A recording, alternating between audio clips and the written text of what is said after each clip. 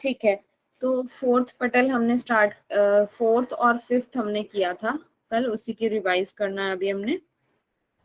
तो योनि मुद्रा के बारे में सबसे पहले बताया है फोर्थ पटल में, गुदा और लिंग के बीच इसका स्थान बताया है, जहां पर इसको आकुंचित करना है, मतलब इसको ऊपर की ओर स्ट्रेच करना है, अपवर्ड खींचना है, और उसके बाद जो वहां पर मूलाधार है उसमें मन को लगाकर, और मूलाधार में स्थित जो कामपीठ है उसके ऊपर एक ज्ञानमयी ज्योति होती है, उसके साथ हमने अपनी आत्मा को तादात्म्य करना, एकाकार करना है। और इसको जो है योनि मुद्रा को परमानंद का सूचक स्वर्ग स्थान बताया गया है, जहां से अमृत धारा बहती है। इसके फल बताए थे, संसार में इसमें सब कुछ प्राप्त कर सकता है जिसकी योनि मुद्रा सिद्ध हो जाती है। और महापाप का फल का भी भागी नहीं बनता, अगर कोई बड़े से बड़ा पाप कर ले तो उसका भागी भी नहीं बनता है। फिर योग सिद्धि के उपाय हमने पढ़े थे कि अभ्यास से ही सफलता प्राप्त होती है, और अभ्यास से ही हमें मोक्ष, ज्ञान, योग मुद्राओं की सिद्धि, प्राणायाम की सिद्धि, मृत्यु पर विजय, ये सब प्राप्त होती है। फिर हमने मुद्रा योग के बारे में पढ़ा था। 10 मुद्राएं हैं जिनमें महामुद्रा, महाबंध, महावेद, और इनमें भी महामुद्रा और महाबंध तब तक निष्फल होती हैं जब तक महावेद के बिना, मतलब उन दोनों को करने का कोई लाभ नहीं है जब तक आपने महावेद नहीं किए। तो इनकी विशेषताएं और लाभ पढ़े थे। महामुद्रा में पढ़ा था कि इसमें जालंधर बंद होता है, 9 द्वारों को इसमें होते हैं शरीर में, उसको बंद रखना होता है, उसके बाद इसको प्रक्रिया प्रारंभ करते हैं, पहले लेफ्ट से करना है, फिर राइट से करना है, फिर लेफ्ट राइट दोनों से बराबर बराबर मात्रा में करना चाहिए, जितनी बार हमने लेफ्ट से प्रैक्टिस की उतनी बार राइट से होनी चाहिए। फिर इसके लाभ थे, कॉमन है, नाड़ी चालन होता है, बिंदु धारण करने की क्षमता आती है, मल का विनाश, पापों का नाश, कुंडलिनी जागरण, वायु का ब्रह्मरंध्र में प्रवेश हो जाता है, और जठराग्नि प्रदीप, सभी रोग नाश, शांति में शरीर में कांति आती है, जरा मृत्यु का नाश, इच्छित फल की प्राप्ति हो जाती है, इंद्रियों पर नियंत्रण होता है, सुख प्राप्ति, शरीर पुष्ट हो जाता है, और अस्थि पंजर सुदृढ़ हो जाते हैं। फिर महाबंध पढ़ा था जिसमें कि हमने मूलबंध बताया था, विशेषता है प्राण, अपान और समान, इन तीनों को जो संयुक्त करके उनकी ऊर्ध्व गति को इसमें रोका जाता है, ये महाबंध की विशेषता होती है। इसके लाभ थे कि रसों का प्रवाह जो है मूर्धा की ओर होता है, और वायु सुषुम्ना में स्थिर हो जाती है, शरीर पुष्ट होता है, और ऊपर वाले की तरह, महामुद्रा की तरह महाबंध में भी अस्थि पंजर सुदृढ़ होते हैं। फिर महावेद की विशेषता है कि वायु को उदर में भरकर दोनों नितंबों को भूमि पर पटकना होता है, और इसमें महामुद्रा और महाबंध महावेद के बिना निष्फल बताए गए हैं। महावेद से ग्रंथि का भेदन होता है और वायु ब्रह्मरंध्र में प्रवेश कर जाती है। जरा मृत्यु का नाश होता है, मृत्यु का नाश करने वाली जो हमारी वायु की सिद्धि प्राप्त हो जाती है। कुंडली जो है शिव स्थान में लीन हो जाती है। जो योगी इन तीनों मुद्राओं को दिन में 4 बार करता है और 6 महीने में उसको मृत्यु में विजय प्राप्त कर लेता है। खेचरी मुद्रा की विशेषता थी, वज्रासन में बैठते हैं और भ्रू मध्य दृष्टि रखते हैं। इसमें मृत्यु रूपी हाथी के लिए शेर के समान इसको बताया है, जो कि उड्यान बंध का भी एक लाभ होता है। आधे क्षण के अभ्यास मात्र से पाप सागर यानी संसार सागर को पार करके दिव्य कुल में उत्पन्न हो जाता है, मतलब ऐसे कुल में, दिव्य कुल में जन्म मिलता है उस व्यक्ति को, जिसकी खेचरी सिद्धि हो जाती है।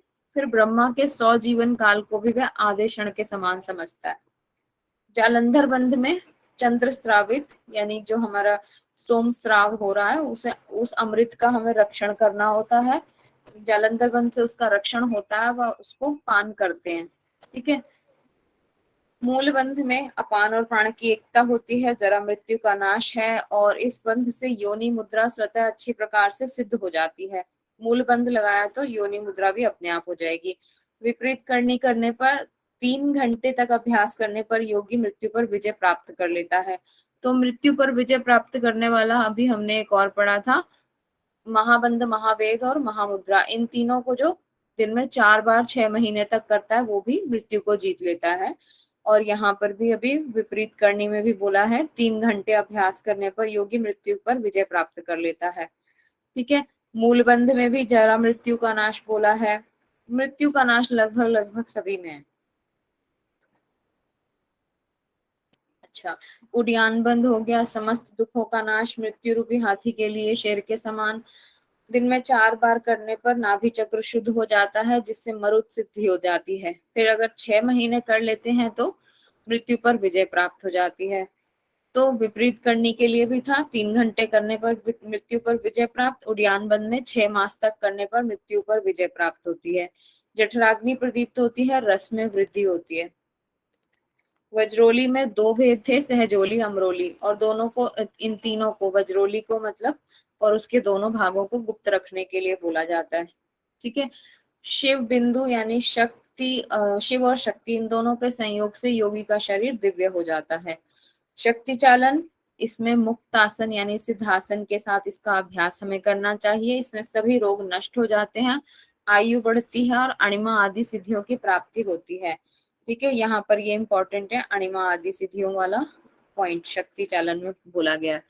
ब्रह्म द्वार पर सोई हुई कुंडली को जगाने के लिए प्रयत्न पूर्वक हमें मुद्राओं का अभ्यास करना चाहिए। पंचम पटल में हमने पढ़ा था, विघ्न पढ़े थे, प्रतीकोपासना पढ़ी थी, और देखते हैं आगे क्या क्या। कुछ धर्म रूपी विघ्न है, भोग रूपी विघ्न है, ज्ञान रूपी विघ्न है।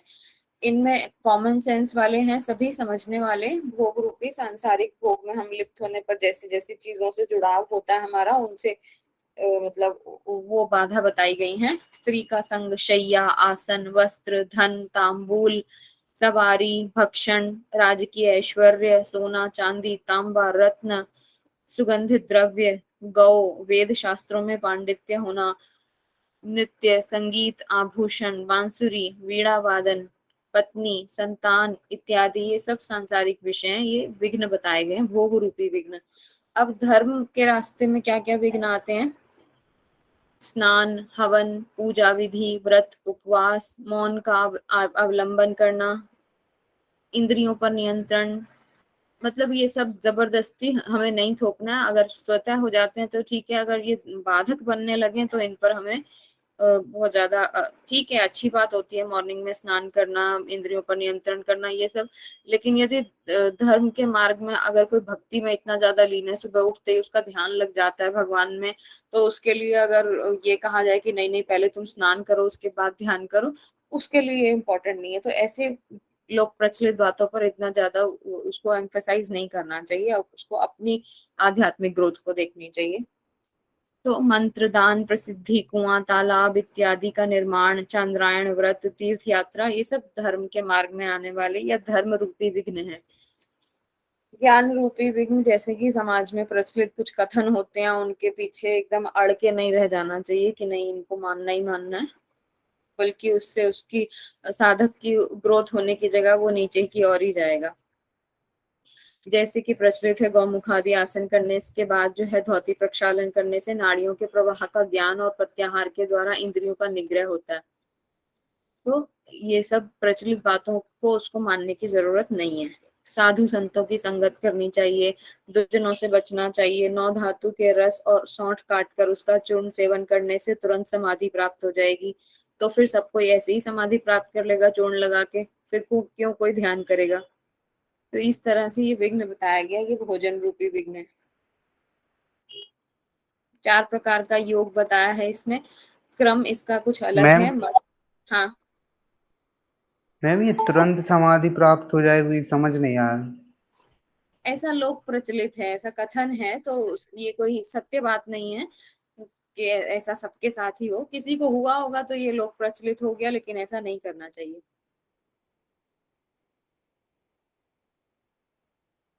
ऐसा बोला जाता है कि 9 धातु के रस और सौंठ को काट के उसका चूर्ण सेवन करें तो समाधि लग जाती है। कुछ ज्ञानवान बड़े बूढ़े लोग कुछ ऐसा कह गए हैं उसको, लेकिन उनके लिए, योगियों के लिए जरूरी नहीं है कि वो उनको उस नियम में फॉलो करें उसको। वो अपने मार्ग से चलेगा जैसे वो जानता है अपना, जैसा वो अपने गुरु से मार्ग से प्रदिष्ट है। ठीक है, तो ऐसी बातों के बीच में चक्र में पड़ेगा तो वो अपनी ग्रोथ नहीं कर पाएगा। फिर कुछ योग साधकों के प्रकार बताए हैं। उससे पहले 4 प्रकार के योग, चतुर्विध योग बताया है, जिसमें कि इसका क्रम कुछ अलग है। मंत्र, हठ, लय और राजयोग है, जबकि क्रम होता है मंत्र, लय, हठ और राजयोग। लेकिन इसको एग्जाम पॉइंट ऑफ व्यू से तो आप यही याद रखें, मंत्र, हठ, लय और राजयोग। लेकिन समझने की दृष्टि से कि मतलब चारों योग यही है, और क्रम हमारा जनरली हठ योग के बाद ही राजयोग आता है। योग साधक के प्रकार बताए हैं, निम्न कोटि का हो गया मृदु, फिर थोड़ा अच्छा ग्रोथ किया हुआ साधक हो गया, कुछ जिसने अभ्यास कर लिए, मध्य, अधिमात्रक कुछ और अच्छा, अधिमात्रतम जो पूरी तरह से सिद्ध हो गया। तो उनकी कुछ क्वालिटीज बताई हैं, ये कॉमन सेंस के आधार पर है, इनमें कोई ऐसा आपको ट्रिक बना के याद करने वाली चीजें नहीं है। ठीक है, एक बार ध्यान से पढ़ने से हो जाती है, कल करा दी थी मैंने। प्रतीक, प्रतीक उपासना में बताया है कि प्रगाढ़ धूप में भी हमें नेत्रों को अच्छी तरह खोल के और फिर अपने प्रतिबिंब को, अपने अंदर जो ब्रह्म है उसको देखना है आकाश की ओर। ऐसा करने से हमें आकाश में जो है अपना प्रतीक दिखाई देने लगेगा। यदि हम स्वयं के अंदर ब्रह्म को जानकर उसका प्रतिबिंब देखें तो तत्क्षण हमें आकाश में अपना प्रतीक दिखने लगता है, ऐसा बोला गया है। और इससे फल की प्राप्ति होती है कि आयु में वृद्धि होती है, मृत्यु पर विजय प्राप्त होती है, परमात्मा की प्राप्ति होती है। हालांकि कॉमन है थोड़ा सा, लेकिन परमात्मा की प्राप्ति को थोड़ा फोकस करके पढ़ सकते हैं। प्रतीकोपासना से परमात्मा की प्राप्ति होती है। और फिर कुछ बातें बताई गई हैं जिनमें मतलब कहा है कि कैसी भी परिस्थिति आ जाए हमें प्रतीकोपासना करनी चाहिए, चाहे यात्रा हो, विवाह हो, शुभ कर्म में हो हम, या परेशानी में, संकट में हो, या हमारे पाप कट रहे हो या पुण्य बढ़ रहे हो, हर परिस्थिति में हमने अपनी प्रतीकोपासना का अभ्यास करना।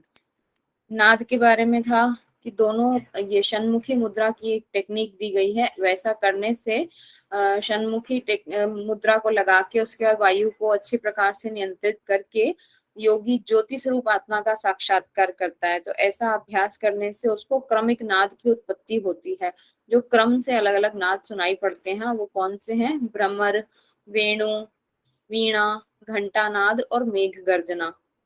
उस नाद पर निर्भय रूप से मन को एकाग्र करने पर मेरे अत्यंत प्रिय लय की सिद्धि होती है, ऐसा भगवान शंकर ने बोला है।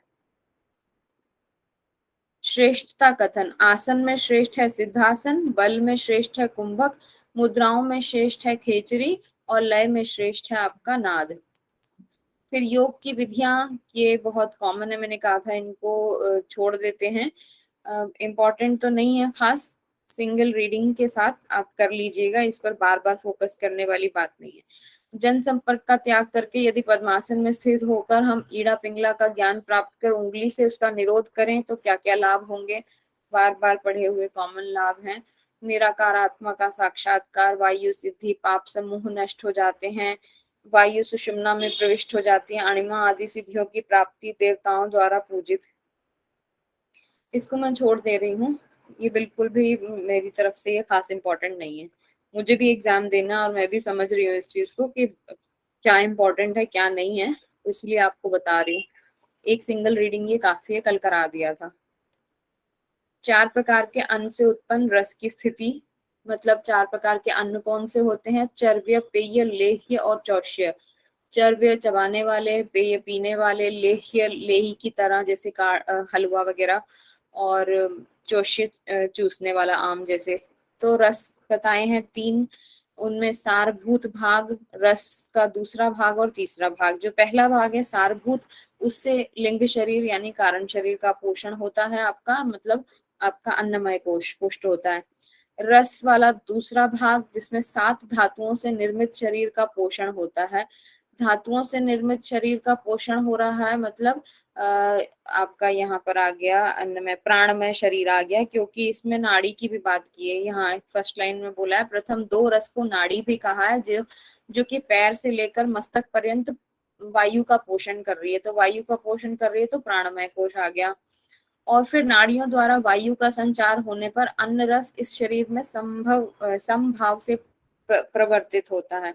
ठीक है, तीसरे रस के बारे में बोला है मल मूत्र के रूप में 7 प्रकार से यह बाहर निकलता है। अच्छा, इस कार्य में 14 नाड़ियों की प्रमुखता मानी गई है जो कार्य करने में समान सामर्थ्य वाली होती हैं। मतलब ये सारा लगभग आपका पंचकोश से जुड़ा हुआ रसों का कॉन्सेप्ट दिया हुआ है।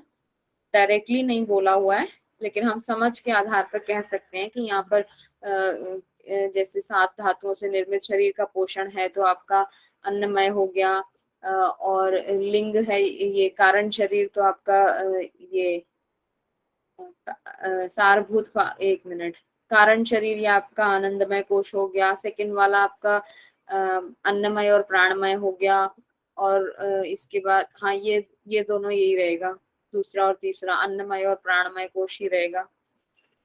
ठीक है, कुंडली का विवेचन है इसमें। कुंडली का स्थान 2 अंगुल ना बताकर 1 अंगुल नीचे बताया है, गुदा से 2 अंगुल ऊपर और लिंग से 1 अंगुल नीचे बोला है। तो 4 अंगुल परिधि वाला ये समकोण कंद है, और कंद जो है उसमें कुंडली का वास है। सभी नाड़ियों को घेरकर सुषुम्ना के मुख में पूंछ डालकर 3.5 फेरे लगाकर यहाँ पर कुंडली स्थित है।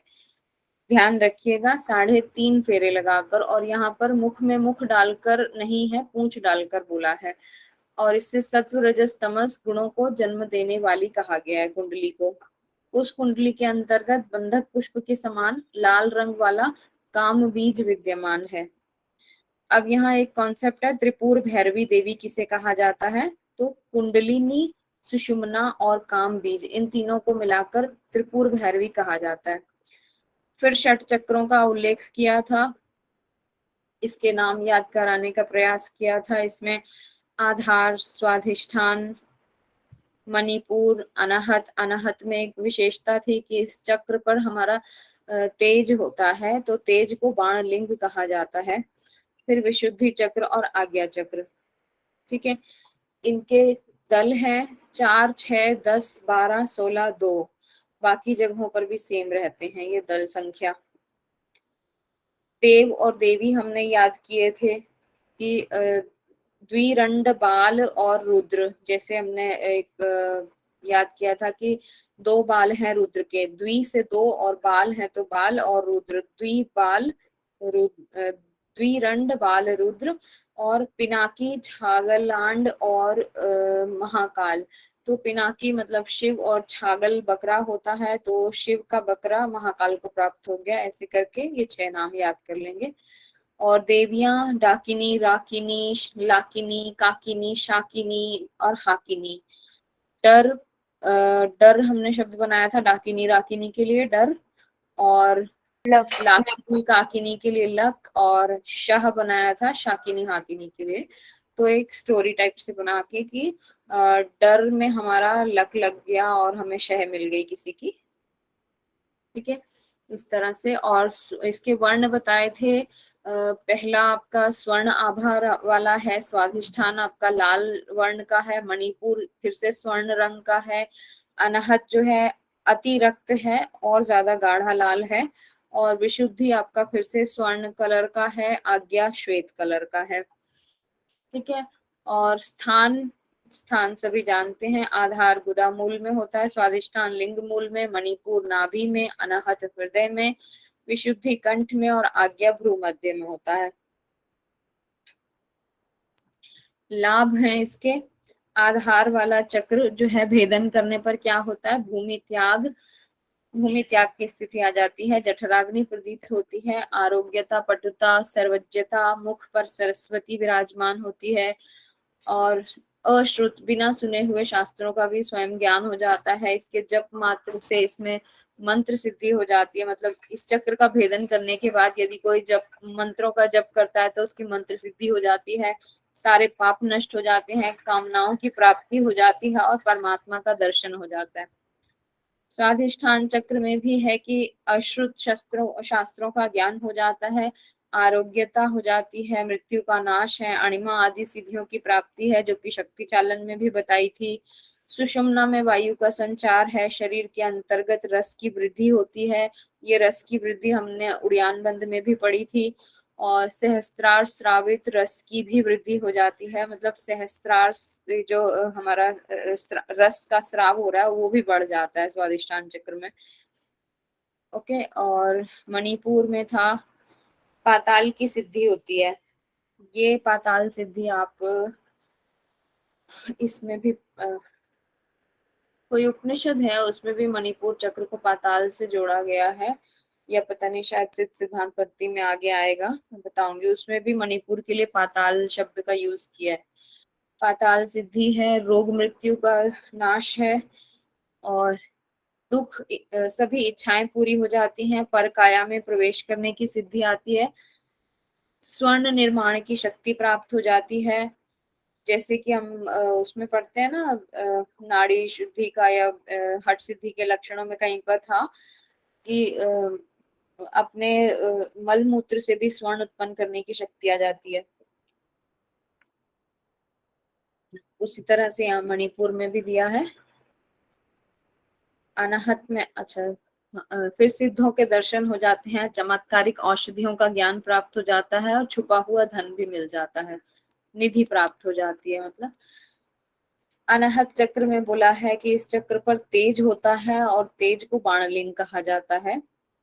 इसमें अप्सराएं जो हैं वो काम से पीड़ित हो जाती हैं, मतलब या ये कह सकते हैं कि अप्सराएं और काम पीड़ित जो हैं वो भी अनाहत चक्र सिद्धि जिसकी हो जाती है, चक्र का भेदन हो जाता है, तो उसके आगे आत्मसमर्पण कर देती हैं। उसे तीनों कालों का ज्ञान हो जाता है, दूर श्रुति, दूर दृष्टि, आकाश गमन की सिद्धि, और सिद्ध और योगिनियों के दर्शन हो जाते हैं, खेचरी भूचरी सिद्धि की प्राप्ति हो जाती है।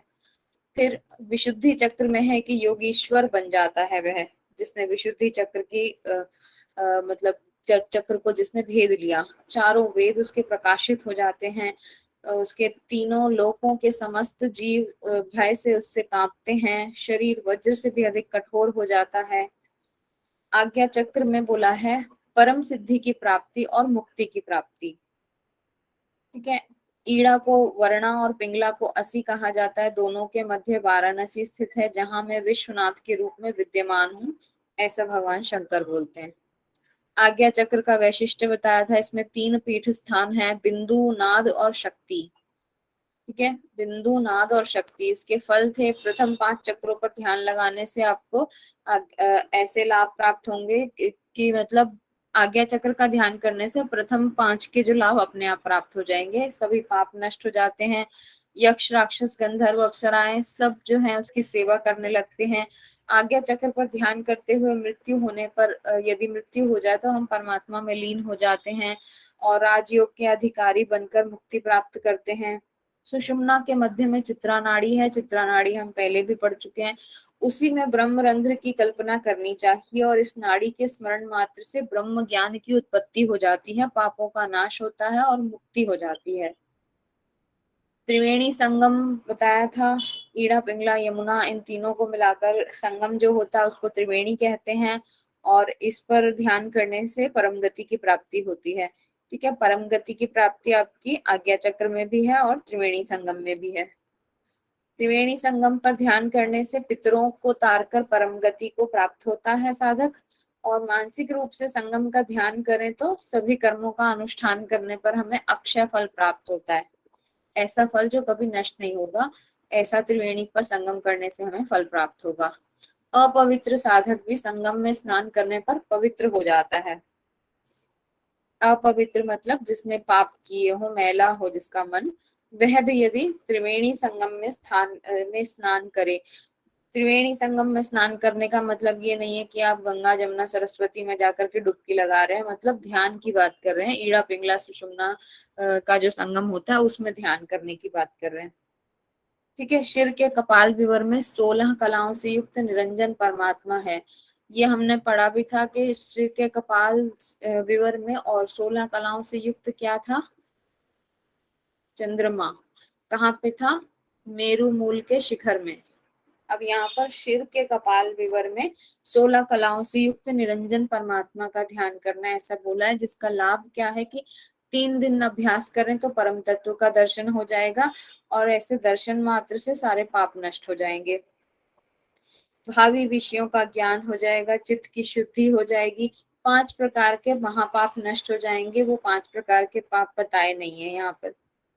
सभी ग्रह अनुकूल हो जाएंगे आपके, ग्रह नक्षत्र जो कि कभी विपरीत होते हैं तो जीवन में कठिनाइयां अनुभव करनी पड़ती हैं।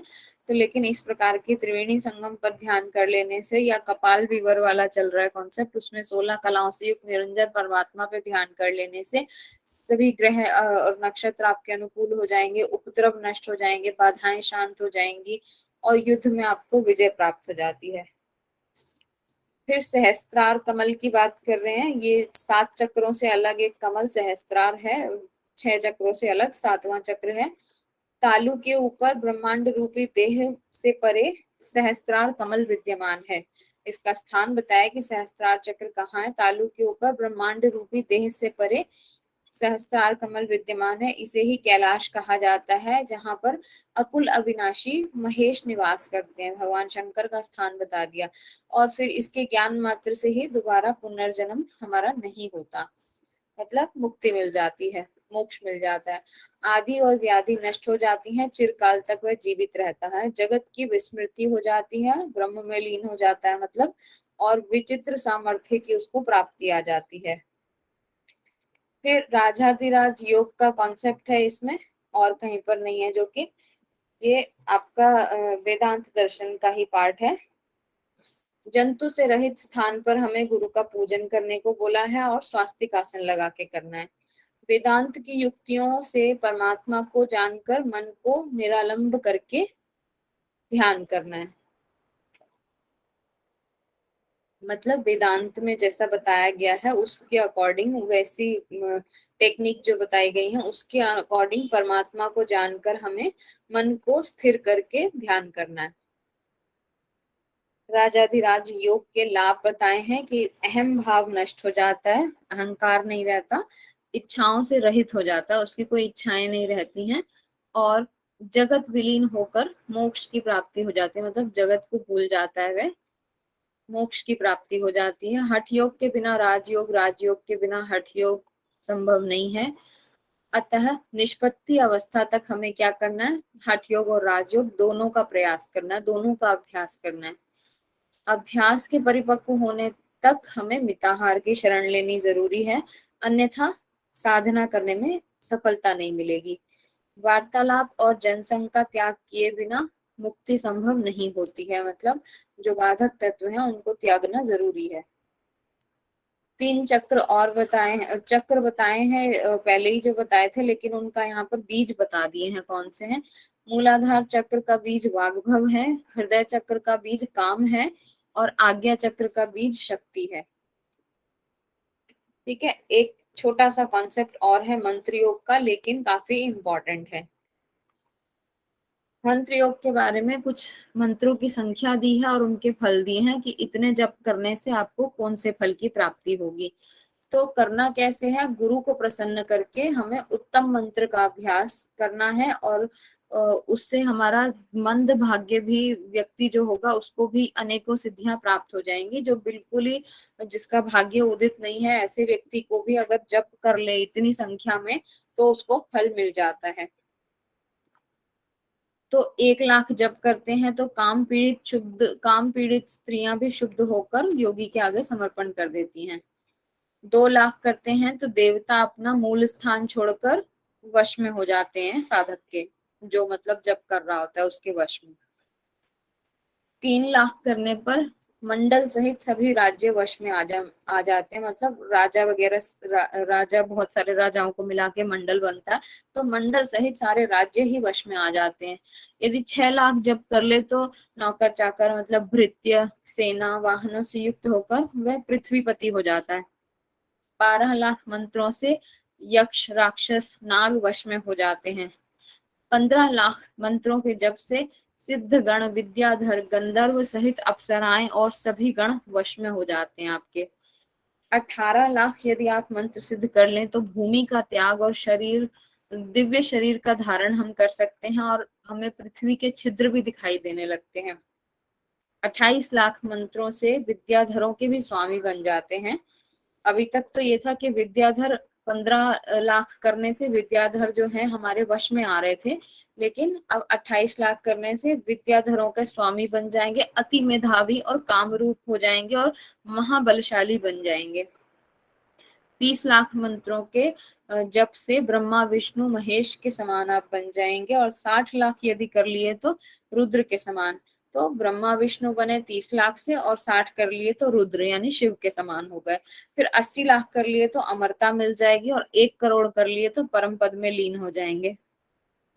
ठीक है, ये था आपका कुछ रिवीजन। अब मैं प्रश्न पूछती हूँ आपसे।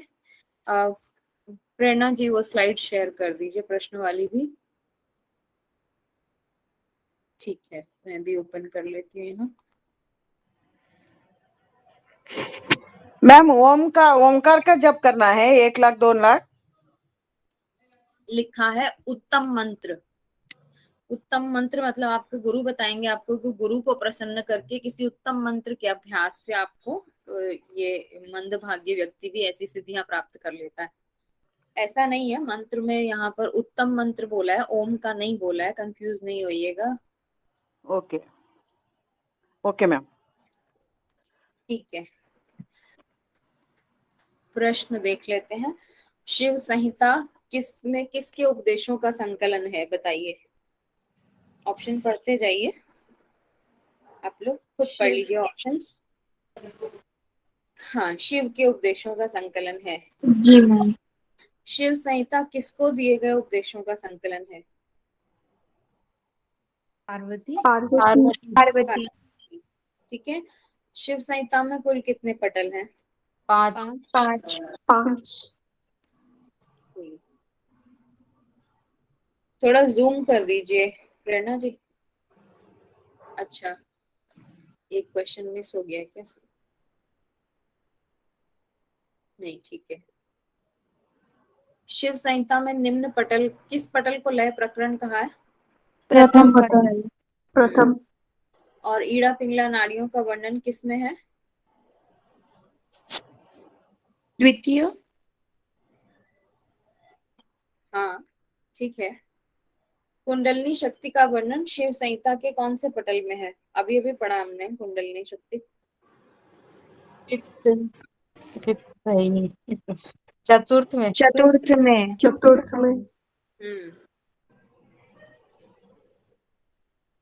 एक सेकेंड, 518 यहाँ पर द्वितीय पटल ही है आंसर में। एक सेकेंड चेक कर लेती हूँ फाइल में।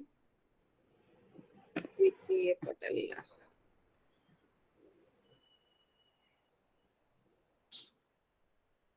नाड़ी तंत्र पढ़ा था, वैश्वानर अग्नि पढ़ा था द्वितीय पटल में। मैम एक्चुअली द्वितीय पटल में चित्रा नाड़ी के यहाँ पे थोड़ा सा वर्णन है कुंडलिनी का, बस उतना ही है। चित्रा नाड़ी में तो हाँ छोटा सा वर्णन है, उसका स्थान बताया गया है, बस इतना सा ही है, और इसीलिए इसका ऑप्शन यही बन जा रहा है यहाँ पर, द्वितीय चैप्टर। ठीक है, अगला क्वेश्चन है कुंडलनी, अच्छा ये तो हो गया। शिव संहिता के द्वितीय पटल का वर्ण्य विषय क्या है? क्या बताया है द्वितीय पटल में? मैम नाड़ी के बारे में तो है, बाकी का पता नहीं। नाड़ी के बारे में तो पता ही, मोक्ष साधन नहीं बताया आपको? ब्रह्म के बारे में और मुक्ति मार्ग, ज्ञान मार्ग, ये सब मोक्ष साधन ही तो हुआ। भूल गए? एक सेकेंड, का आंसर क्या होगा मैम? उपयुक्त सभी। D option. मोक्ष डी मार्ग ऑप्शन। में कुछ ऐसे बताया नहीं है ना अलग से।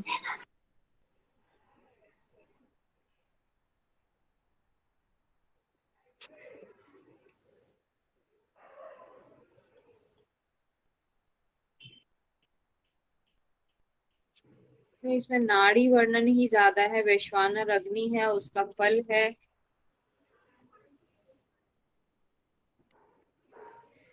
लेकिन इसका आंसर यहाँ पर सभी में सभी आ रहा है, क्योंकि हम नाड़ियों का तो वर्णन क्लियर क्लियर मेंशन है। एक सेकेंड, बाकी क्या इसमें,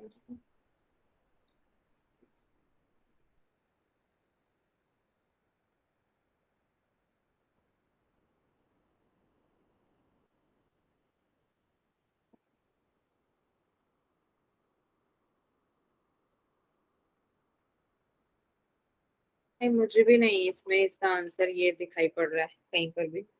जो हमने पढ़ा है ना उसमें ये कॉन्सेप्ट मोक्ष साधन देह स्थित जीव, हालांकि मुझे फर्स्ट पटल का ज्यादा लग रहा है पार्ट, जहाँ हमने मोक्ष साधन वो ब्रह्म के बारे में पढ़ा था।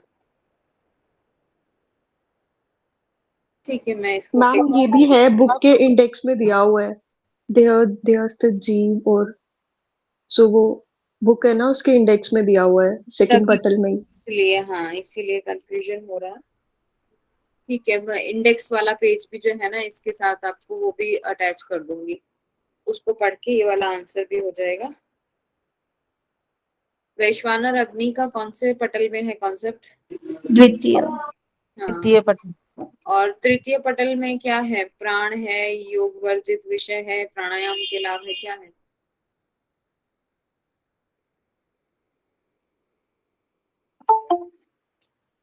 मैम सभी है क्या इसका आंसर? हाँ सभी है। तभी होगा। तृतीय पटल है, मैं बता कंफर्म भी कर देती हूँ आपको। प्राण का तो हमने कॉन्सेप्ट पढ़ा ही है, क्योंकि कुंभक पढ़ा था ना इसमें, ये तो पूरा है। और प्राणायाम के लाभ, ऑब्वियसली प्राण पढ़ा है तो प्राणायाम के लाभ भी हैं। और योग में क्या क्या चीजें नहीं करनी चाहिए, त्यागने योग्य और करणीय कर्म बताए हैं ना, तो ये सारा आ गया। ओके, धारणा प्रकरण शिव संहिता के कौन से पटल में है? अभी धारणाएं हमने की थी, आज नहीं की शायद, नहीं आज नहीं की हमने धारणा, कल की थी। कौन से पटल में है? चतुर्थ। चतुर्थ हमने आज किया है, इसमें हमने आज धारणा नहीं की है। अभी तो रिवीजन की है चतुर्थ पटल की। तृतीय पटल में। थर्ड में है क्या मैम? तृतीय?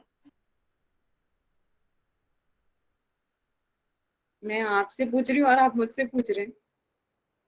डाउट। मैम मैम तृतीय बोल तृतीय रहे हैं में हम तो तो। धारणा के बारे में कुछ है ही नहीं ना, वैसे भी। तो आरंभावस्था, घटावस्था, ये सब पढ़ा है उसमें।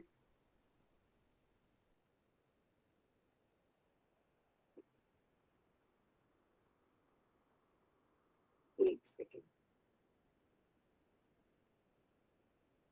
इंडेक्स वाला पेज शेयर कीजिएगा प्रेरणा जी, कहाँ पे है ये?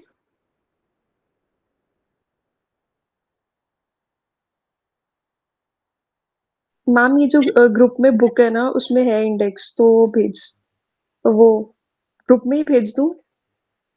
अच्छा, वो मेरे पास है बुक। Yes ma'am. ओके, ठीक है, आगे बढ़ते हैं, इस क्वेश्चन को छोड़ते हैं अभी, आगे देख के बताऊंगी मैं।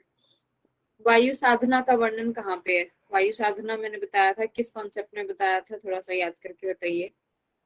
कल बताया था वायु साधना किसको बोलते हैं?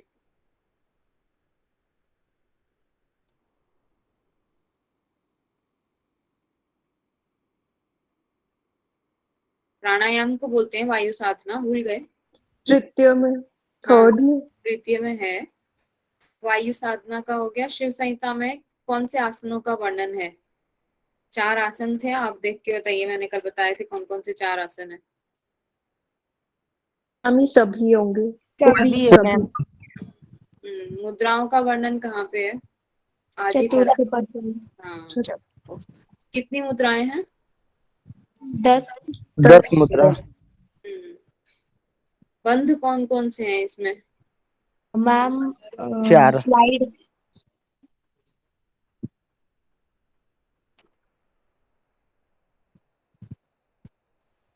क्या हुआ, बता नहीं रहे? स्लाइड 4। मूव नहीं कर रही मैम। 4। 4 बंद है। प्रेरणा जी स्लाइड मूव नहीं कर रही है। हो गई, अभी हो गई। हाँ बताइए, मुद्राएं कितनी हैं और बंध कितने हैं, और कौन कौन? मुद्राएं 10 है। मुद्राएं तो 10 है ना, यहाँ हाँ, पे ऑप्शन ही नहीं है बट। पे ऑप्शन नहीं है। कितनी मुद्राओं का वर्णन किया गया? अच्छा, यहाँ पर दिया ही नहीं, ऑप्शन ही गलत है।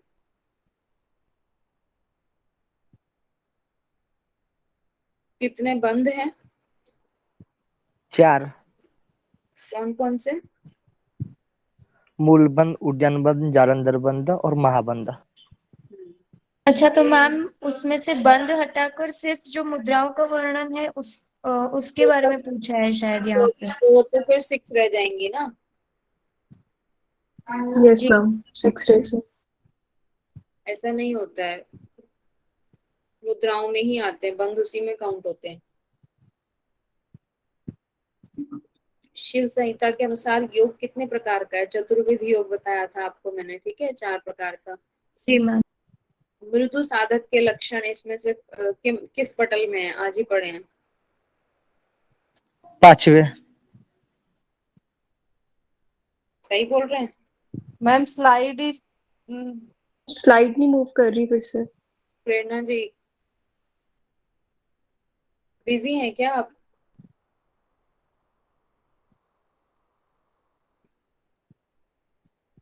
हो मूव गई? नहीं हो रही है। मूव नहीं हो रही है बोल रहे हैं सभी। स्टॉप हो रखी है मैम। ओ, मेरी नेटवर्क प्रॉब्लम है शायद। अच्छा, चेक करना फिर से मुझे बताना।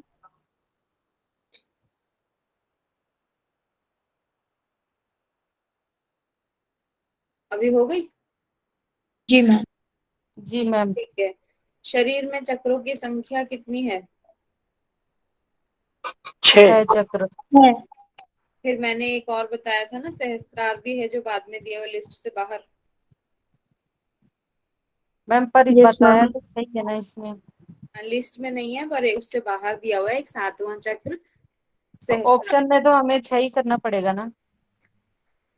नहीं, 6 है ही नहीं ऑप्शन में। वहां 7। पे यहाँ की बात नहीं कर रही मैं, यूजीसी नेट का जो एग्जाम देंगे उसकी बात कर रही हूँ जब कि आपकी वहां पे। बुक में 7 चक्र हैं तो आप 7 ही लिखेंगे ना, वहां पे ओके ऑप्शन मैम। क्यों नहीं दे? जी मैम जी। 6 चक्र बताए हुए हैं, वो मैंने एक लिस्ट में बनाए हैं और उसके तालिका में बनाया, और हाँ 7वां तो चक्र। मैम मुझे यही जानना था कि वही वो अलग से बताया है या फिर मतलब 7 चक्रास की इसी में शिव संहिता में अब उस बताया है। थोड़ा सा थोड़ा देर में उसका वर्णन किया हुआ है, थोड़ी दूर बाद तो मैंने उसको अलग से लिखा, लेकिन वो अलग से स्पेसिफिक मतलब शिव संहिता का जब ऑप्शन आया ये चक्रास का तो हमें 7 पे टिक करना है। हाँ 7 आएंगे। ओके। शिव संहिता के कौन से अध्याय में समाधि का वर्णन है? पंचम। हाँ। कर्म का विवेचन शिव संहिता के कौन से पटल में है?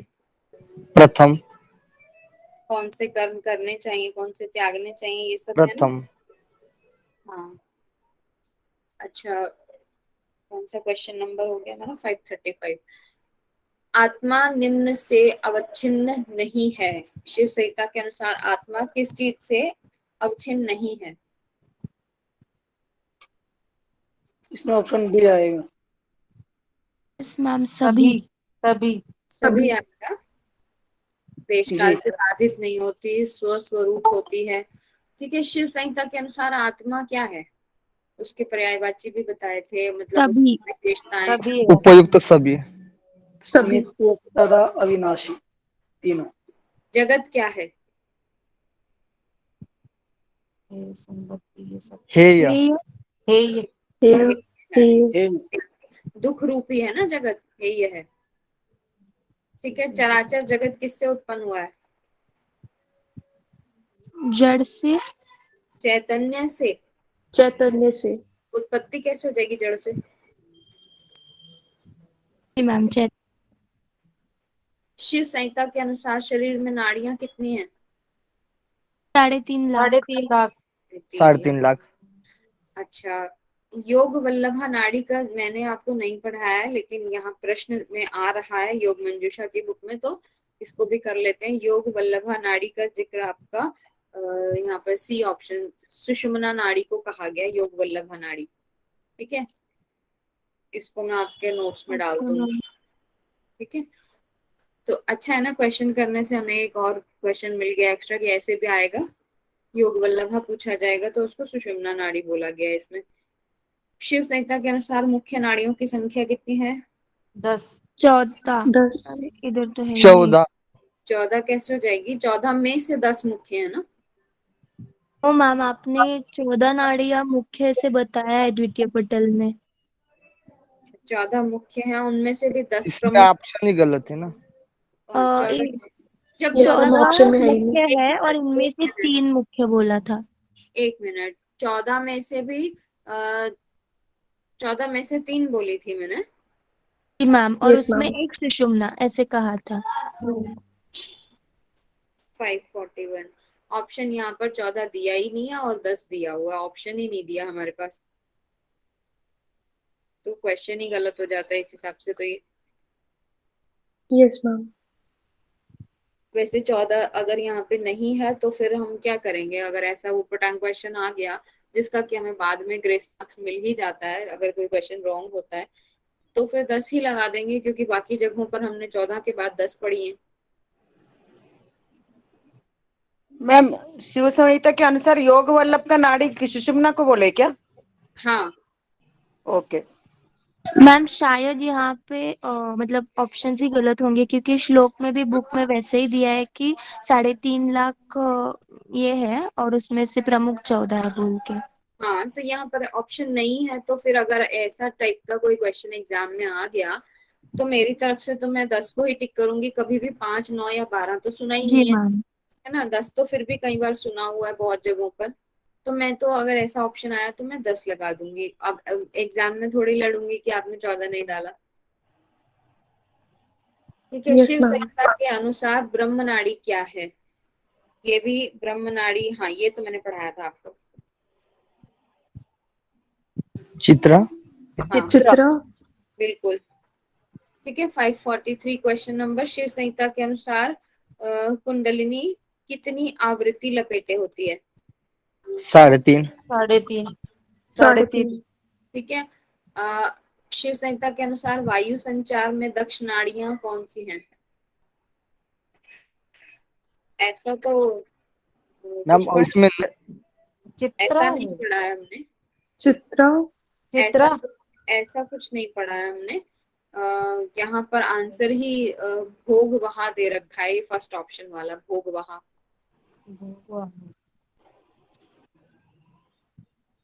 ठीक है, 1 मिनट, कोई है यहाँ पे, कोई क्वेश्चन नंबर नोट कीजिए। ये 2-3 क्वेश्चन जो है नोट्स में मैं और जोड़ दूंगी, जो जो हमारे पास नए आ रहे हैं यहाँ पे। एक तो ये 544 नंबर हो गया, और इससे पहले हमने योग वल्लभा नाड़ी वाला 540 नंबर क्वेश्चन है। ठीक है, और इससे पहले एक और क्वेश्चन हमारा आया था, ये जो द्वितीय चैप्टर में जो कॉन्सेप्ट पूछा गया है,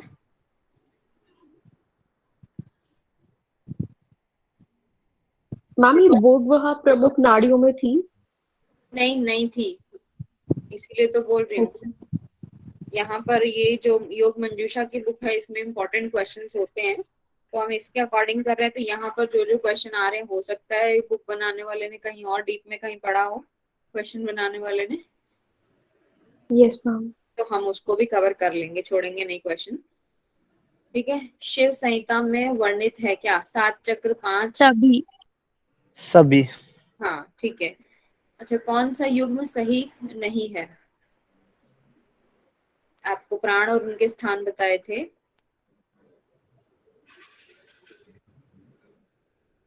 कंठ प्राण। कंठ प्राण। क्योंकि प्राण। कंठ में उदान होता है। उदान होता है इसके। ठीक है, अब उदान प्राण का स्थान, तो अगला क्वेश्चन कंठ आ ही गया आपका। कंठ। शिव संहिता के अनुसार समस्त शरीर में कौन सा प्राण होता है जो पूरी बॉडी में न्यूट्रिशन देता है? व्यान। ध्यान। व्यान हो गया। अपान वायु से संबंधित बंध कौन सा है? मूलबंध। मूलबंध। ठीक है, और ये नेक्स्ट है, कुंडलिनी जागरण हेतु सर्वाधिक उपयोगी क्या है? शक्ति चालिनी। चालिनी। हाँ ठीक है, हो गया आपका। यहाँ पर 550 क्वेश्चन नंबर है ना, ये 550 का भी आंसर गलत दे रखा है यहाँ पर, भुजंगी दे रखा है। भुजंगी नाम का तो हमने इसमें कुछ पढ़ा भी नहीं है इस टेक्स्ट में, गलत आंसर दिया है या तो ये। मैम ये बुक मेरे पास भी है, कई इसमें है ना आंसर गलत है। कुछ कुछ आंसर गलत है, क्योंकि जो मुझे ठीक लग रहे हैं, मतलब जो मुझे गलत लग रहे हैं वो मैं आपको बोल रही हूँ, ये डाउटफुल है क्वेश्चन। एक 550 क्वेश्चन नंबर भी नोट कर लीजिए, इसको भी मैं बाद में क्लेरिफाई करूंगी। नेक्स्ट है आपका मैम इसमें जैसे भुजंगीकरण कुंडलिनी जागरण करने का है, तो उसमें हठ रत्नावली में कुछ बताया है, भुजंगीकरण आसन किसमें बताया है, तो वो उसका उसी उसका नहीं क्वेश्चन। लेकिन उसका क्वेश्चन नहीं है ना ये, यहाँ पर अभी शिव संहिता का ही पूरा पार्ट चल रहा है ये। Okay okay. पता नहीं कहाँ से उठा के कहाँ क्वेश्चन डाल दिया है, लेकिन लिखा है शिव संहिता के टॉपिक में दिए ये सारे क्वेश्चन। तो हम अपनी समझ से ही करेंगे, जो हमें समझ में आ रहे हैं, सही लग रहे हैं, क्योंकि अब इतना चैप्टर पढ़ने के बाद हमें पता तो लग रहे हैं कि आंसर क्या सही है और क्या गलत है। ठीक है, कौन सी पद्धति शिव संहिता में नहीं बताई है? भक्ति, लय, मंत्र, हठ। भक्ति। हाँ ठीक है। शिव संहिता में नियम के अंतर्गत कौन सा नियम नहीं है? कल मैंने हिंट दिया था इसका, तब मैंने बताया था कल, इसका आंसर भी बताया था, क्वेश्चन भी बताया था, मैंने सब दिखाकर पॉइंट आउट किया था मैंने। ठीक है, धैर्य है, तप है, क्षमा है, पर दया नहीं दिया हुआ, ये मैंने सेंटेंस बोला था आपसे। ठीक है, दया नहीं है उसमें। किस पटल में गुरु की महिमा का वर्णन है? तृतीय। हाँ, जो परसों ही तो लास्ट में किया था हमने, ये गुरु की महिमा का वर्णन, गुरु की प्रदक्षिणा करनी है, उनकी कैसे परिक्रमा करते हैं, ये सब चरण स्पर्श कैसे करना है, ये सब बताया तृतीय पटल में। ठीक है, एक दिन में कुल कितने कुंभक करने चाहिए? 80। 80। योग की अवस्था इसमें से कौन सी नहीं है? हम स्लाइड। स्लाइड, ऊपर की।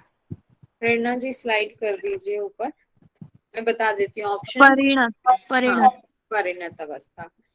ठीक है, अब ये सत्य क्या नहीं, इसमें से सत्य कौन सा नहीं है? नित्य, चैतन्य, कूटस्थ या उपयुक्त सभी, क्या क्या सत्य है?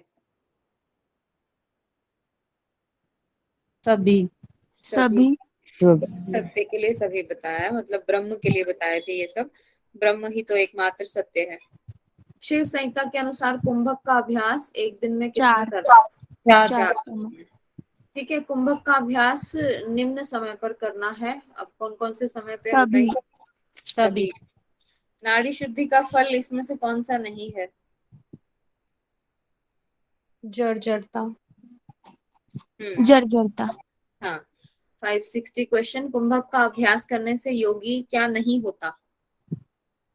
अस्वस्थ। अस्वस्थ। ठीक है, शिव संहिता के अनुसार योगी हेतु निम्न भोजन वर्जित है, कौन सा वर्जित नहीं है उसके लिए?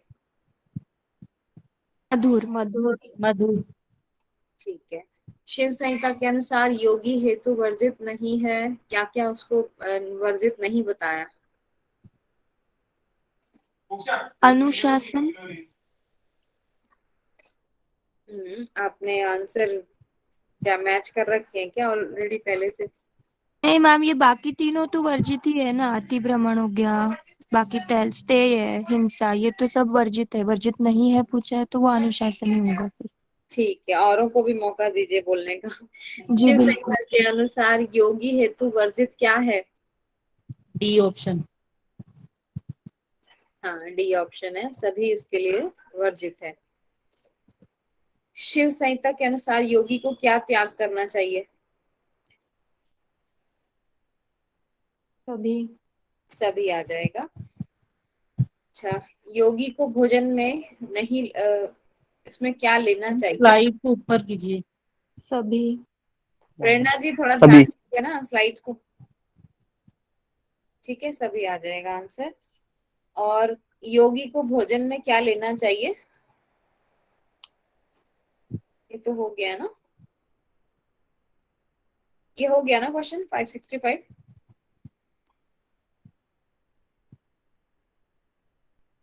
हेलो। हाँ हुआ मैम। हाँ, तो नेक्स्ट देखते हैं, योगी हेतु क्या पालनीय है, क्या क्या पालन करना चाहिए उसको? सभी। सभी। सभी। ठीक है, अच्छा, शिव संहिता के अनुसार सूर्य नाड़ी प्रवाह के समय योगी को क्या करना चाहिए और चंद्र नाड़ी के समय क्या करना चाहिए? सूर्य नाड़ी के समय भोजन और चंद्र नाड़ी के समय शयन। शयन। ठीक है। और योगी को वायु का अभ्यास करना चाहिए कैसे? भूखे पेट, भरे पेट, कैसे करना चाहिए? ना तो भूखे भूखे पेट। पेट ना भरे पेट। ठीक है, कोई भी नहीं। योगाभ्यासी को इसमें कुंभक कब इसमें करना है? डी होगा क्या? सी। हाँ, सी है, कोई भी नहीं। सी। हाँ। ठीक है। ये कुंभक कब करना चाहिए, उसका समय बताएं। प्रतिदिन। प्रतिदिन। प्रतिदिन। हाँ, ठीक है। 571, शरीर निम्न चीज से ग्रस्त रहता है। योगी का शरीर किससे ग्रसित स्वेद। किससे ग्रस्त रहता है? पसीने से। यहाँ पे ऑप्शन ऑल दिया है, पर ये मुझे नहीं ठीक लग रहा। कोई नहीं ऐसे ऑप्शन है, वो उपरयुक्त तो कोई नहीं। हाँ, उपरयुक्त कोई नहीं दिया तब तो ठीक है, क्योंकि योगी के शरीर पे मतलब वो तो बोला है उत्तम स्थिति से पहले जो निकृष्ट साधक जो होता है, सबसे निचली कोटि का, उसको तो पसीना आता है बोलते हैं। तो बाकी ये कृमि और लाला ये सब तो शब्द नहीं सुने, आज तक नहीं सुने कि योगी का शरीर इनसे ग्रस्त रहता है, कीड़ों से और ये। ठीक है, तो उपयुक्त नहीं ही कर देंगे। 572, योगी का शरीर निम्न से पीड़ित रहता है। कोई ऑप्शन डी। बीमारी ऑप्शन तो डी। होती है उसको कोई, तो इसलिए कोई भी नहीं आएगा। तो डी ऑप्शन, अच्छा डी। 573 क्वेश्चन, निम्न से मिलकर घटन होने पर घटावस्था मैम होती। ऊपर कीजिए स्लाइड। मेरे हाथ में नहीं है प्रेरणा जी।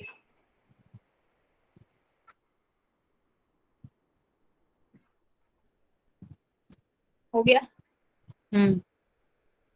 अच्छा, निम्न से मिलकर घटन होने पर घटावस्था होती है। क्या क्या मिलता है तो घटावस्था? उपयुक्त सभी। उपयुक्त सभी। धारणा के प्रकार कितने हैं? 5। 5। 5। अच्छा, कौन कौन सी धारणा है? आकाश, वायु, अग्नि, जल, पृथ्वी। तो यही तो क्वेश्चन आया था, तो वो फर्स्ट चैप्टर में हम कंफ्यूज हो रहे थे धारणा कहाँ पे, तो वो फर्स्ट चैप्टर में ही तो बताया गया है वो। ठीक है। 574 हो गया। 575, वायुपान का क्या फल होता है? उपयुक्त सभी। ये कहाँ पढ़ा था?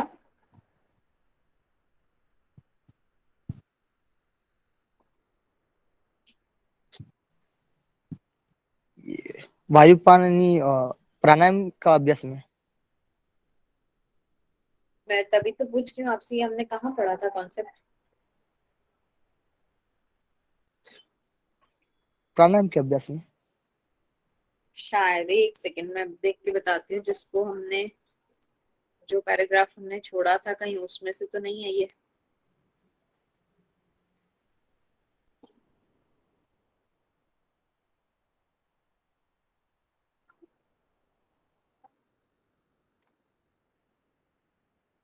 नहीं, उसमें से तो बिल्कुल नहीं है जो हमने छोड़ा है, लेस इम्पोर्टेंट समझकर। तो वहां से है भी नहीं कोई भी क्वेश्चन। इसका आंसर शायद सिर्फ मुक्ति आएगा क्या? आंसर तो इसका ऑल दे रखा है, उपयुक्त सभी। हाँ ना मैम, क्योंकि उसमें सभी तत्व आ जाएंगे ना, मुक्ति लेंगे तो फिर ये दोनों भी आ जाएंगे। नहीं तो ये वायु का पान करने से कवित्व शक्ति वाला पार्ट तो मैंने तो नहीं इसमें पढ़ाया। मैम सिर्फ प्राणायाम का विवेचन जो हमने तृतीय पटल में या कुछ किया था, तो उसमें जो काकी मुद्रा के बारे में थोड़ा बताया है, तो वहां पे ऐसे था कि शीतल वायु का पान करके साधक मुक्ति का पात्र बन जाता है। कवित्व शक्ति प्राप्त होने वाला पूछ रही हूँ मैं, ये तो हमने नहीं पढ़ा।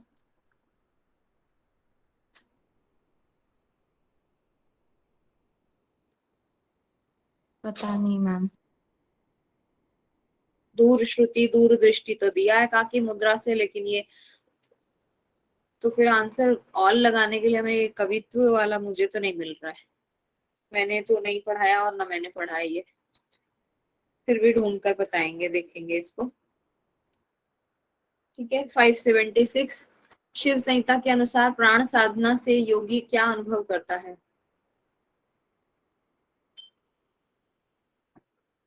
उपयुक्त कौन है? सही तो है, एकदम कुछ भी नहीं, इसमें से तो कुछ भी नहीं आता। शिव संहिता के अनुसार पद्मासन क्या है? व्याधिनाशक। सी। वैसे तो इसमें 4 आसन है, जिसमें से पद्मासन तो किया ही नहीं है हमने।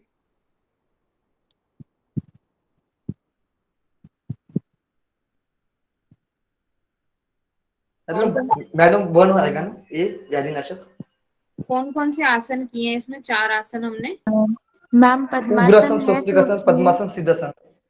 हाँ तो तो उसमें पद्मासन रोगों का नाश लिखा हुआ है, तो वो ए आएगा शायद ऑप्शन। मैं एक सेकंड खोलकर देख भी लूं। आसन के वर्णन में हमने पद्मासन का दूसरा नाम अच्छा नहीं दिया है, यहाँ पे पद्मासन को पद्मासन ही बोला है। दुर्लभ, दुर्लभ तो नहीं बोला पद्मासन को, सिर्फ व्याधिनाशक बोला है। आंसर इसका दे रखा है सी, यानी कि दोनों।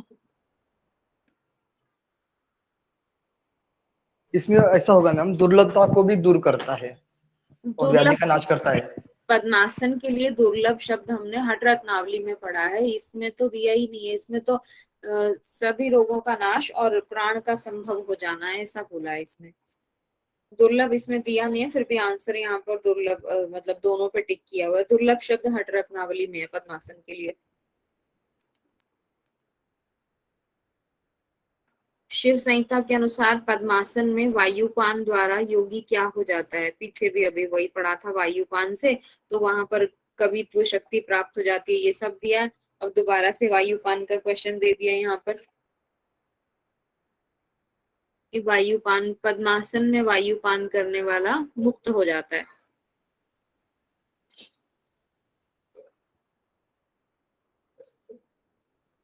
अच्छा, ऐसा हमने किस कॉन्सेप्ट में पढ़ा? ये पद्मासन में बैठ के, ये कहीं पर लिखा हुआ था कि पद्मासन में बैठ के हमें वायुपान करना है। सेकंड में चेक करती हूँ।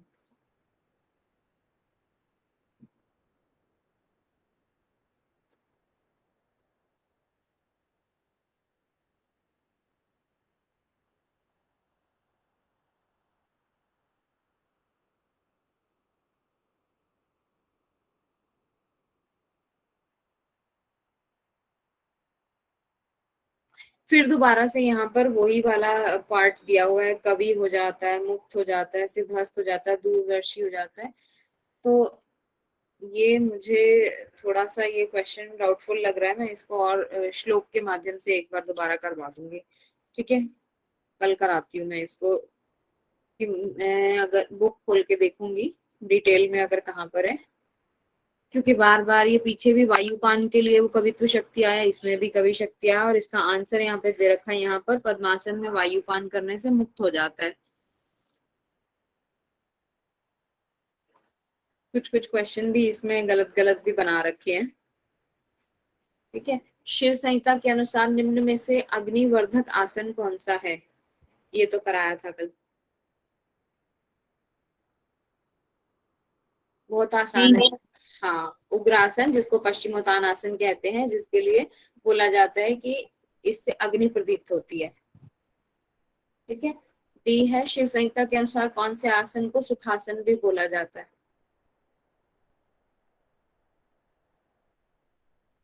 बोलिए। स्वास्तिक आसन को पढ़ा नहीं था सुखासन कल? ब्रैकेट में लिख भी दिया था मैंने बाद में।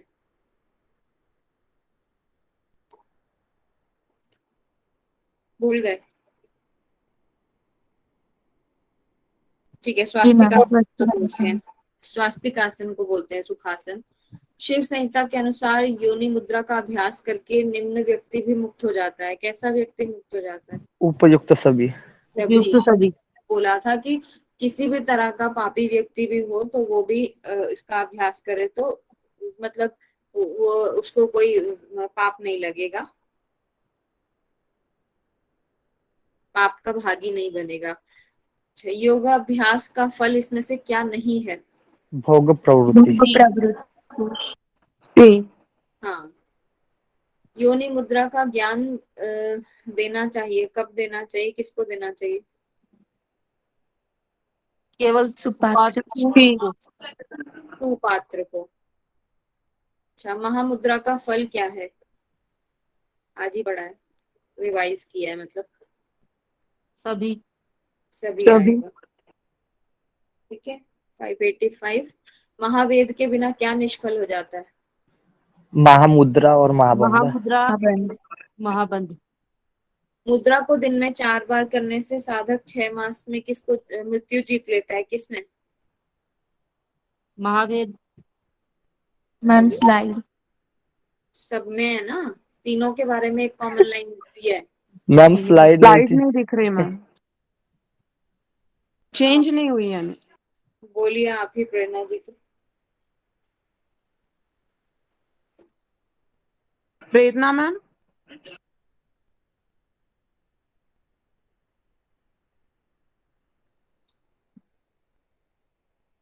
थोड़ा सा रह गया। जी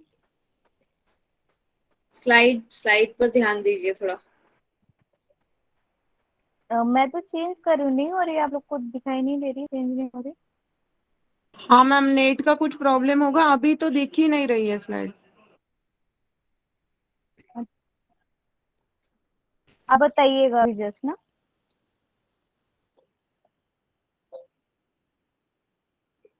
अब दिख रहा है? जी मैम दिख रहा है। ठीक है, अब बताइए महावेद के बिना क्या निष्फल है? महामुद्रा और महाबंध। ठीक है, और मुद्रा को दिन में, कौन सी मुद्रा है दिन में 4 बार करने पर साधक 6 मास में मृत्यु को जीत लेता है? महामुद्रा, महाबंध और महावेद तीनों। हाँ, तीनों के लिए कॉमन एक लाइन में नीचे दिया गया है कि यदि इनको दिन में 4 बार करें तो 6 मास में मृत्यु को जीत लेते हैं। ठीक है, भगवान शिव के अनुसार सिद्धि हेतु मुद्राएं नहीं हैं। कौन सी मुद्राएं हैं जो जिनसे भगवान शिव के अनुसार सिद्धि हेतु मुद्राएं क्या नहीं है? प्रचार योग्य। हाँ, उनको गुप्त रखना चाहिए, उनका प्रचार नहीं करना चाहिए। ठीक है, वो गोपनीय होती है ना। भगवान शिव के अनुसार कौन सी मुद्रा सिद्धियों की जननी मानी जाती है? खेचरी मुद्रा। खेचरी मुद्रा। ठीक है, सर्वोपरि मुद्राओं में जो है वो मुद्रा में सबसे ऊपर खेचरी ही है।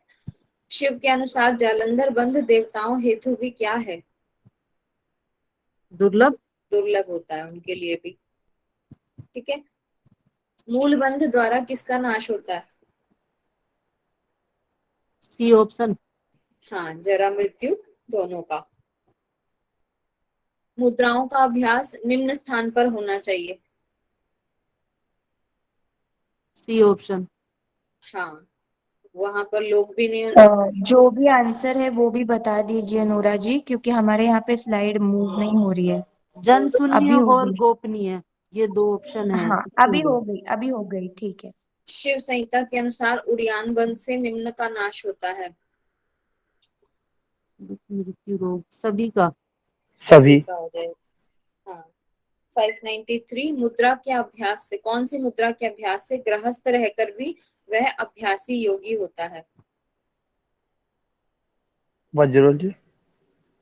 हाँ, वज्रोली मुद्रा करते हुए यदि आप गृहस्थ जीवन में हैं तब भी आप योगी हैं। भगवान शिव के अनुसार बिंदु धारण का संबंध किससे है?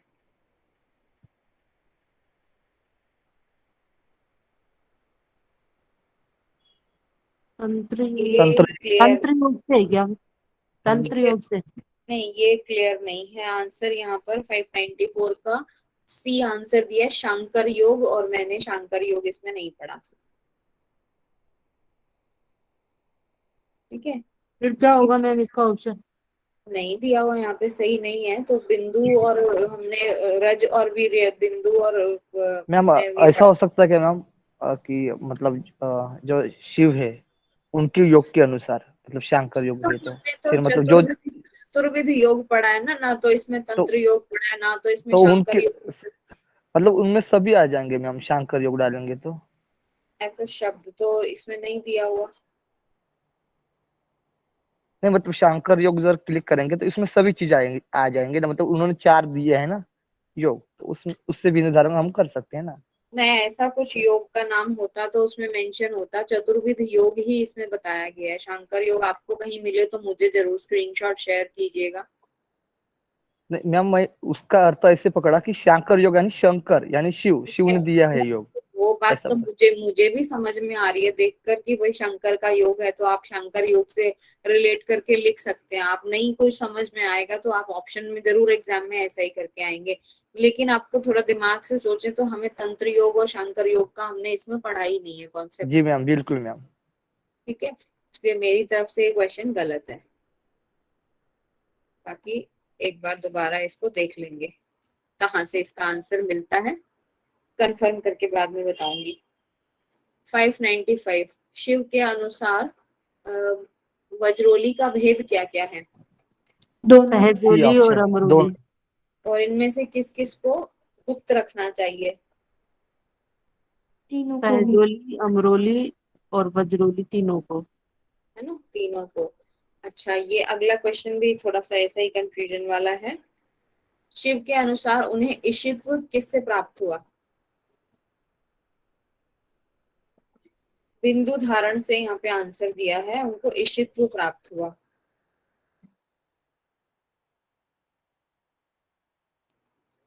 कुछ नहीं है ऐसे क्वेश्चंस समझ में आने वाले, तो उनको थोड़ा सा ऐसे ही दिमाग में बिठाने का प्रयास करेंगे, क्योंकि हमने क्वेश्चन छोड़ना कोई भी नहीं है। लेकिन उस पर हमने हमारे पास ऐसे कोई नोट्स नहीं है जिन इन पर, मतलब कुछ ऐसे 4 या 5 क्वेश्चन टोटल हुए हैं अब तक जिनमें कंफ्यूजन हुई है, तो उनको एज इट इज माइंड में बिठाने की कोशिश करेंगे। यदि एग्जाम में आ गया तो हम ऐसा ही आंसर लिख देंगे, अदरवाइज बाद में पता चलेगा अगर क्वेश्चन ही गलत है तो हमें उसका ग्रेस मार्क्स मिल ही जाएगा। 598 शक्ति चालिनी मुद्रा का फल क्या है? सभी। सभी। आ जाएगा। सभी। ठीक है, और अणिमा आदि सिद्धि किससे प्राप्त होती है? शक्ति चालिनी से। शक्ति चालनी। चालिनी। अच्छा, योग में विघ्न कौन सा है इसमें से? तीनों। सभी। सभी आ जाएगा। सभी। ठीक है, ये thing। और इसके बाद है योग के प्रकार कौन से हैं? सब उपयुक्त दोनों। सभी। उपयुक्त दोनों। हाँ, ठीक है, इसीलिए मैं बता रही थी वो शंकर योग और तंत्र योग हमने नहीं पढ़ा है। ठीक है, साधकों के प्रकार कौन कौन से हैं? 4। ठीक है, मूर्त। उपयुक्त दोनों आ सी जाएगा। ऑप्शन। प्रतीकोपासना कौन से चैप्टर में पढ़ी है अभी? चतुर्थ। अभी तो पढ़ी है एकदम लास्ट में। पंचम में। पंचम में। पंचम। ठीक है, प्रतीकोपासना कब करनी चाहिए, कौन कौन सी परिस्थिति में कर सकते हैं? विवाह में। सभी में। मैम ऑप्शन नहीं, सभी में आप करनी। ऑप्शन नहीं आ रहे स्लाइड। स्क्रीन, प्रेरणा जी स्क्रीन देखिए, इनको नहीं आ रही है क्या? स्लाइड को थोड़ा सा ऊपर खिसकाओ।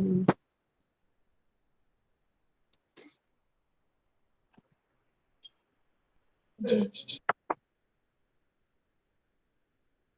ठीक है, बोलिए जी मैम। क्या है आंसर? सभी में करनी चाहिए। कैसी भी परिस्थिति हो हमें प्रतीकोपासना करनी चाहिए।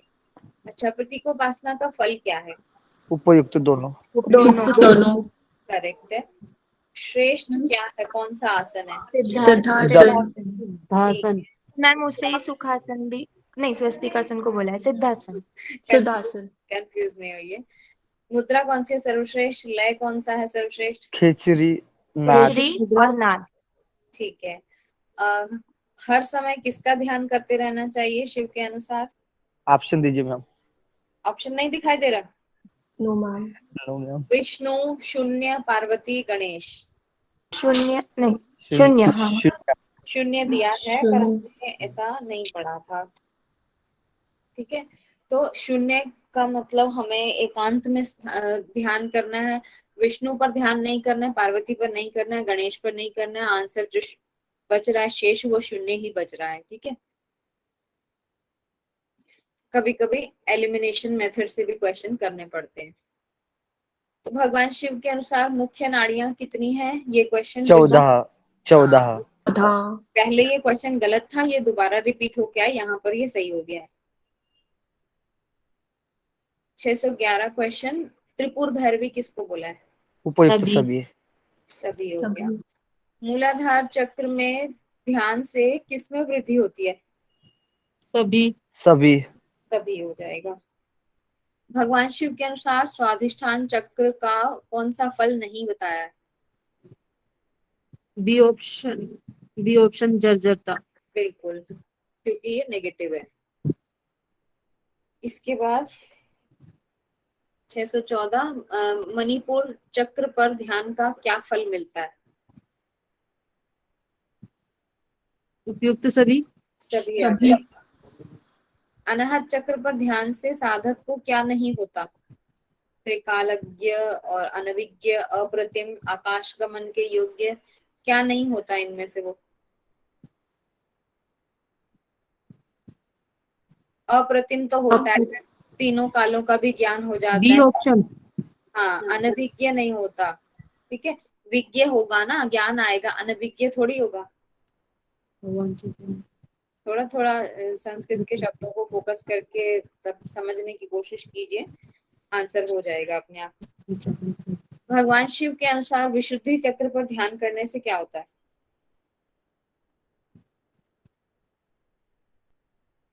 Option D. हाँ, डी आएगा। चारों वेदों का ज्ञान भी हो जाता है, स्वांत रमण, अपने अंतर में रमण करने लगता है, और शक्तिमान भी हो जाता है, वो बलशाली हो जाता है, ऐसे करके था ना।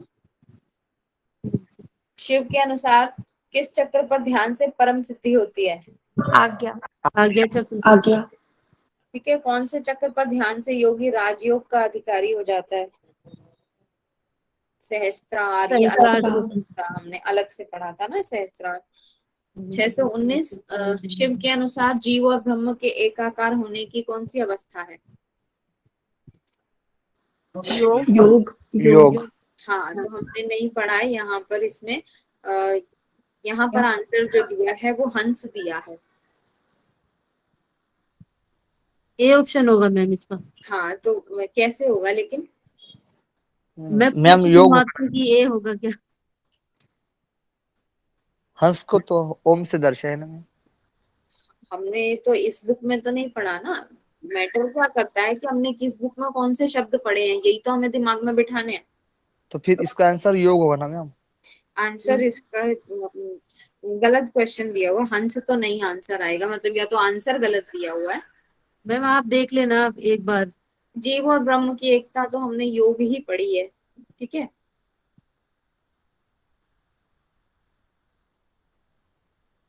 हंस नहीं है, हंस किसी सूरत में नहीं हो सकता आंसर, तो ये क्वेश्चन गलत हो जाता है। अगर ऑप्शन मेरे लिए एग्जाम में मुझे देना है तो मैं इसका आंसर सी ही दूंगी, योग ही दूंगी। जीव और ब्रह्म की एकता को योग ही बोला जाता है। ठीक है, भगवान शिव के अनुसार सब तंत्रों में श्रेष्ठ और गोपनीय कौन सा है? राजयोग। राजयोग होगा ना। बिल्कुल, सबसे श्रेष्ठ तो राजयोगी होता है ना, सबसे वहीं तो हमें पहुंचना है फाइनल। राजयोग किसके अभाव में असंभव हो जाता है? हठ योग। ओके। ठीक है, बस ये हो गए क्वेश्चन। 4 या 5 क्वेश्चन है, कुछ जो कॉन्सेप्ट नहीं मतलब इसमें दिया हुआ ऐसा लग रहा है, बाकी कुछ कुछ क्वेश्चन जो पहले गलत लग रहे थे, 2 क्वेश्चन वो बाद में आ गए, यहाँ पर ठीक हो गए। तो टोटल मेरे ख्याल से 4 या 5 ही क्वेश्चन ऐसे बचे जो थोड़ा डाउटफुल है। ठीक है, वो देख के एक बार मैं क्लेरिफाई करूंगी। ठीक है, तो ओवर करते हैं आज की क्लास। कमर गर्दन सीधी करेंगे, जो भी डिस्कस करना है एक बार, मैं रिकॉर्डिंग ऑफ हो जाएगी उसके बाद करते हैं। गहरा श्वास भरें, 3 बार ओम का उच्चारण करेंगे।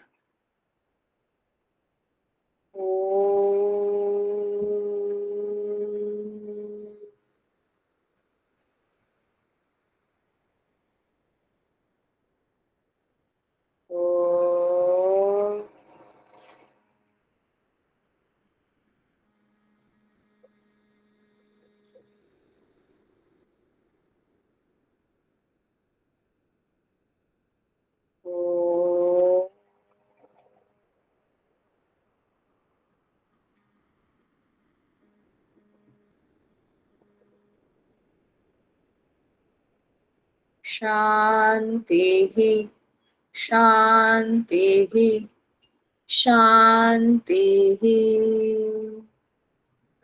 हरि ओम।